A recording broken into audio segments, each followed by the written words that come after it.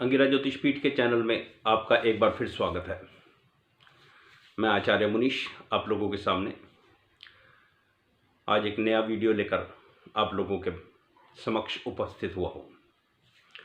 आप सभी जानते हैं कि लगन की एक मेरी सीरीज़ चल रही है, जिसके अंदर मैं कुछ एक पॉइंट्स आप लोगों को बता रहा हूँ, कुछ एक बातें आपको बता रहा हूँ जिनको ध्यान रखने की बहुत सख्त ज़रूरत है। कुंडली में राजयोग, धन योग, बिजनेस योग, सर्विस योग, विवाह योग, ये सब अलग अलग बातें हैं।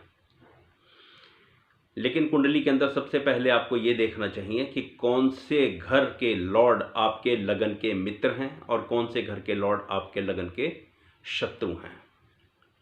तो सबसे पहले आपका ध्यान यहाँ केंद्रित होना चाहिए, किसी भी लगन की जन्मपत्री देख रहे हो, कि उस लगन के शत्रु कौन से ग्रह हैं।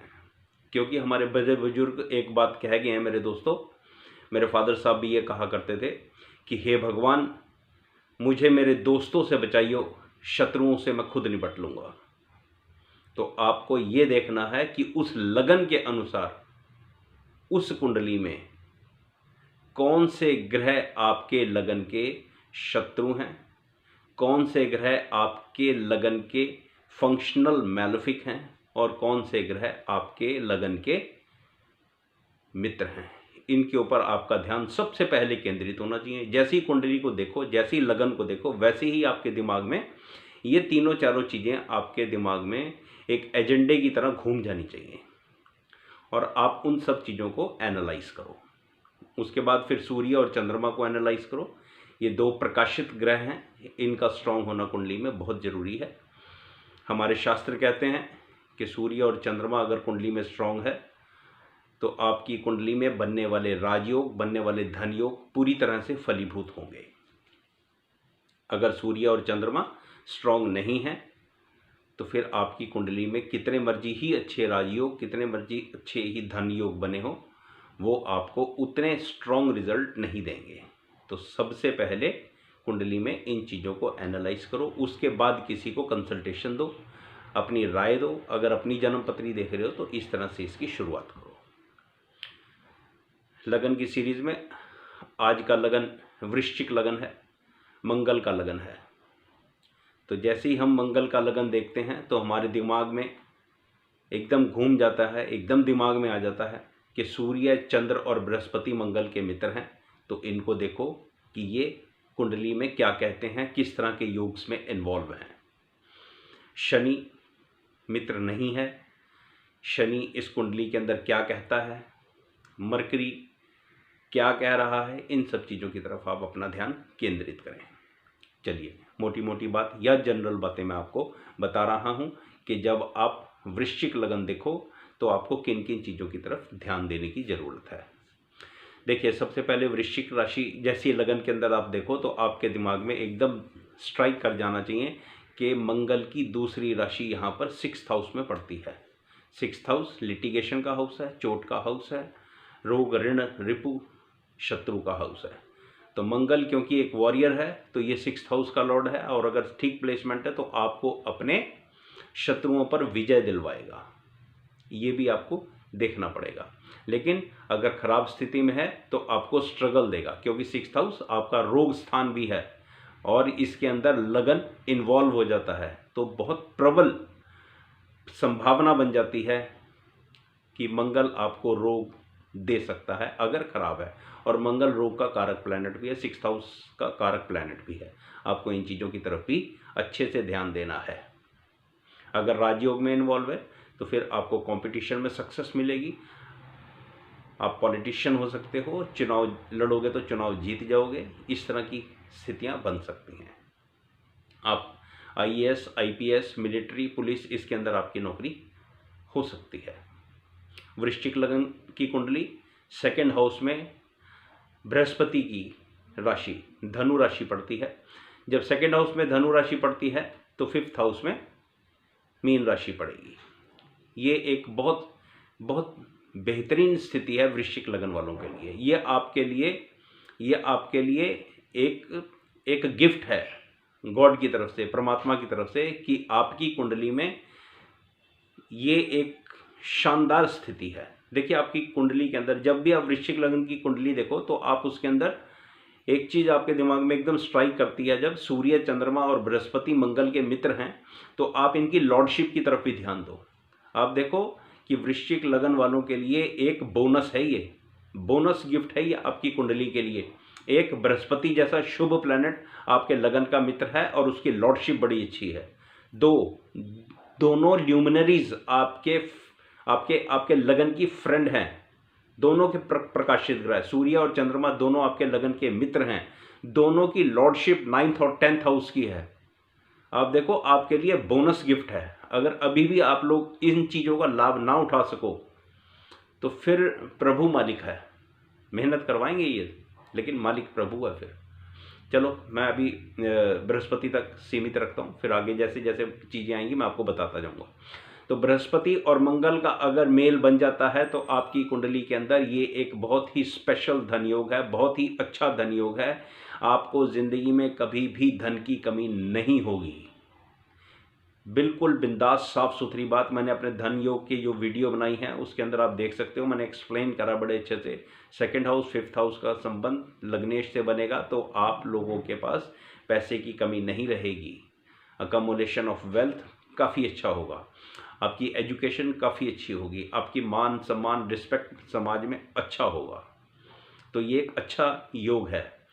3rd हाउस में मकर राशि, शनि यहाँ पर 3rd हाउस लॉर्ड है और 4th हाउस लॉर्ड भी है। तो यहाँ पर आपको शनि को अच्छे से एनालाइज करने की ज़रूरत है कि कब शनि आपका कारक प्लैनेट बन रहा है और क्या आपका शनि अकारक प्लैनेट तो नहीं बन रहा है जो आपकी कुंडली के अंदर आपको बैड रिजल्ट दे। क्यों? क्योंकि शनि यहाँ पर 4th हाउस लॉर्ड भी है। एक बात हमेशा याद रखना, चौथा स्थान आपका सुख स्थान है। अगर आपका सुख स्थान अफ्लिक्टेड है, खराब है, तो ज़िंदगी में जितना मर्जी पैसा हो, जितना मर्जी मान सम्मान हो, मन में सुख शांति कभी नहीं रहेगी। इस बात के ऊपर हमेशा ध्यान रखना। तो यहाँ पर शनि को अच्छे से एनालाइज करने की ज़रूरत है, 3rd और 4th हाउस को अच्छे से एनालाइज करने की ज़रूरत है। अदरवाइज आप जितने मर्जी अमीर हो जाओ, जितने मर्जी वर्ल्ड फेमस हो जाओ, आपकी ज़िंदगी में सुख नहीं होगा। 5th हाउस मैंने बृहस्पति के साथ एक्सप्लेन कर दिया है, 6th हाउस मैंने लगन के साथ एक्सप्लेन कर दिया है। यहाँ पर मेष राशि है। 7th हाउस में आपके टॉरस साइन है, यानी कि वृषभ राशि है। और अगर एक राशि शुक्र की 7th हाउस में है तो शुक्र की दूसरी राशि 12th हाउस में बन जाती है। ये आपकी कुंडली का प्रबल मार्केश बन जाता है। 7th हाउस कुंडली का प्रबल मार्केश है। यहाँ पर शुक्र आपको जहाँ ऐश्वर्य, धन, पैसा, अच्छा लाइफ पार्टनर देने की कोशिश करेगा, वहीं पर आपको दुख देने की भी कोशिश करेगा। तो इसलिए जब भी वृश्चिक लग्न की कुंडली देखो तो आपको चाहिए कि शुक्र को प्रॉपर एनालाइज करो कि क्या वो बुरे रिजल्ट भी दे रहा है। क्यों? शुक्र एक शुभ प्लैनेट है। शुभ प्लैनेट आप यूँ समझो कि आपको जब दुख देगा तो आपको पता ही नहीं लगेगा, वो आपको गोलियां देता रहेगा कि हाँ ऐसा होगा, ठीक कर दूंगा, क्योंकि वो एक शुभ प्लैनेट है और आप उसको शुभता की तरह ही देख रहे हो। लेकिन भाई साहब वो 12th हाउस लॉर्ड भी है, उसको दुख भी देना है। तो शुक्र को अच्छे से एनालाइज करो और फिर देखो कि क्या स्थिति बनती है। कुंडली में 8th हाउस में बुध की राशि है, मिथुन राशि। अब जब 8th हाउस में मिथुन राशि है तो 11th हाउस में बुध की दूसरी राशि यानी कि कन्या राशि होगी। ये आपकी कुंडली का फंक्शनल मैलेफिक है और कोई बड़ी अच्छी दोस्ती भी नहीं है इसकी मंगल के साथ। तो आप ध्यान दें कि कब बुध आपको किस तरह के खराब रिजल्ट दे रहा है, क्योंकि लाभ स्थान का मालिक भी है, इसने आपको लाभ भी देना है और ये स्ट्रगल के हाउस का लॉर्ड भी है। तो कुंडली में पूरा मरकरी को अच्छे से एनालाइज करके, वर्ग कुंडलियों में अच्छे से एनालाइज करके, इसका ट्रांजिट अच्छे से एनालाइज करके उस वक्त आप किसी को कंसल्टेशन दो जब आप सेटिस्फाई हो जाओ कि हाँ अब बुध 8th हाउस का रिजल्ट देगा और अब बुध 11th हाउस का रिजल्ट देगा। बहुत अच्छी बात है। कुंडली के अंदर मैं पहले कह चुका हूँ कि आपके लगन का मित्र चंद्रमा और सूर्य है। यहाँ पर चंद्रमा 9th हाउस लॉर्ड है, बहुत ही बेहतरीन स्थिति है। ये आपके लगन का मित्र है, 9th हाउस लॉर्ड है, प्रॉस्पेरिटी की तरफ आपको लेकर जाएगा।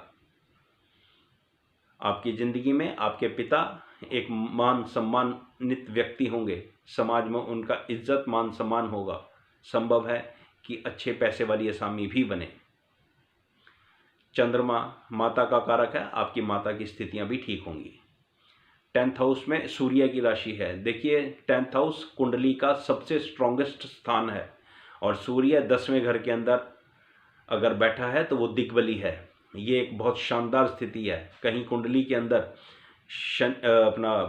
मंगल, बृहस्पति, चंद्रमा और सूर्य का मिलन हो जाता है, युति बन जाती है, दृष्टि संबंध बन जाता है, किसी तरह से भी योग बन जाता है। ये आपकी कुंडली के लिए एक विशेष राजयोग का काम करेगा। आपकी ज़िंदगी के अंदर प्रॉस्पेरिटी के रास्ते ये आपके खोल के रख देगा। तो जब भी आप वृश्चिक लग्न की कुंडली को एनालाइज करो तो बहुत ज़रूरी है कि जो प्लैनेट आपके मित्र हैं वो आपको किस तरह का रिजल्ट दे रहे हैं।